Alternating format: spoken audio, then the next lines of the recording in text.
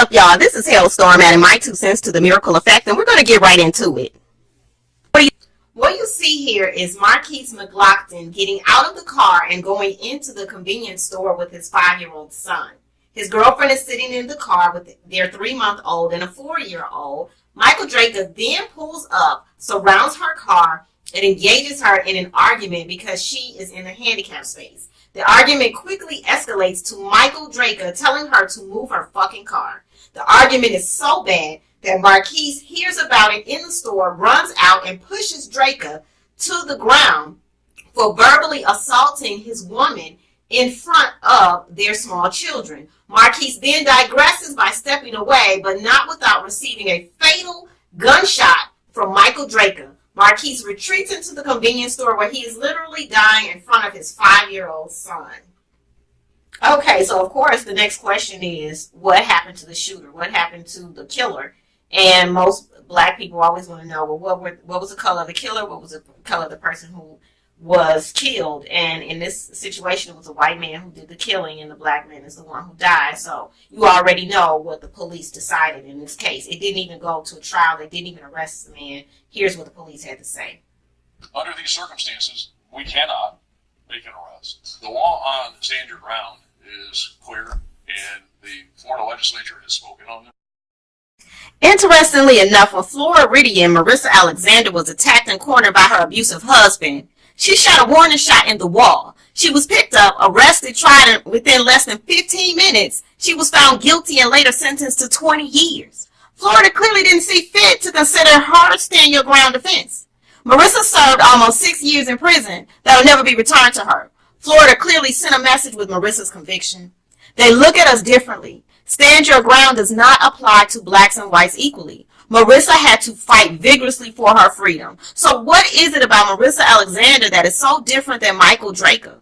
The difference is that this government declared war on blacks from day one and have changed the terms of engagement, but not the war itself.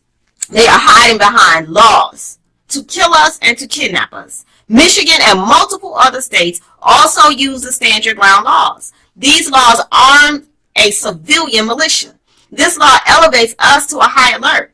This is not good for anyone. The truth is that in hindsight, Markeis and his family were in danger, and the threat who should have been removed was Michael Drejka.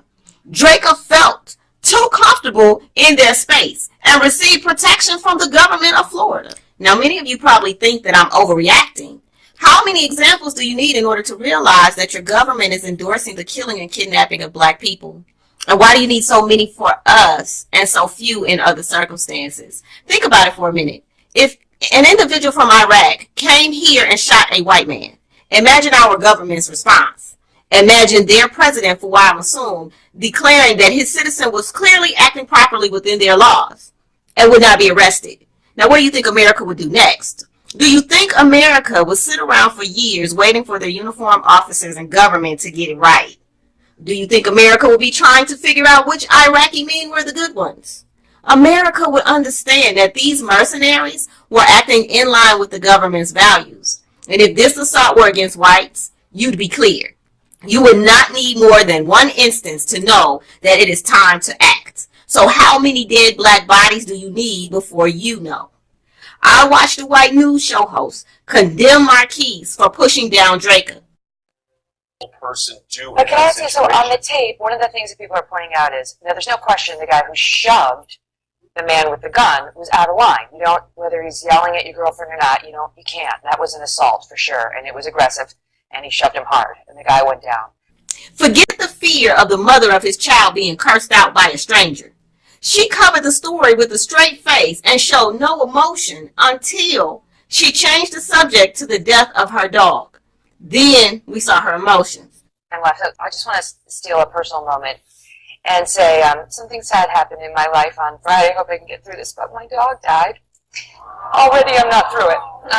But Basha died, and it was super sad. She'd been with me for 14 years. And to me, it was like just a reminder of how much these little creatures can mean to us, right? Their family, how close we get to them. And I know some people would say, like, it's just a dog, but it's been a really emotional weekend. Just because people like her will never appreciate black life doesn't mean that we need to follow suit.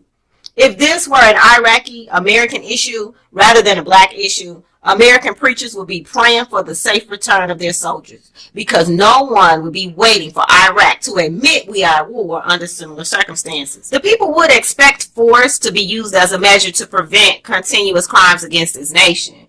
There is no time more urgent than now to establish sanctuary cities and safe havens where black people can feel safe to live, work, and be without these government-ordained mercenaries lurking, shooting, calling the police on petty issues, and rerouting the black dollars out of our communities. They come in many forms. They are the gatekeepers. They are in charge of human resources, foot patrols, courtrooms, boardrooms, and they mean us no good. Sometimes they donate funds or put on positive events to confuse, but be clear, the major decisions are not in our best interest. Every predominantly black community should get together with their city officials and establish laws of protection. These communities should offer black guarantees for a high percentage of jobs, technical training, cops, lawyers, judges, and legal protection courses, all who have received racial equity training as a requirement within those positions.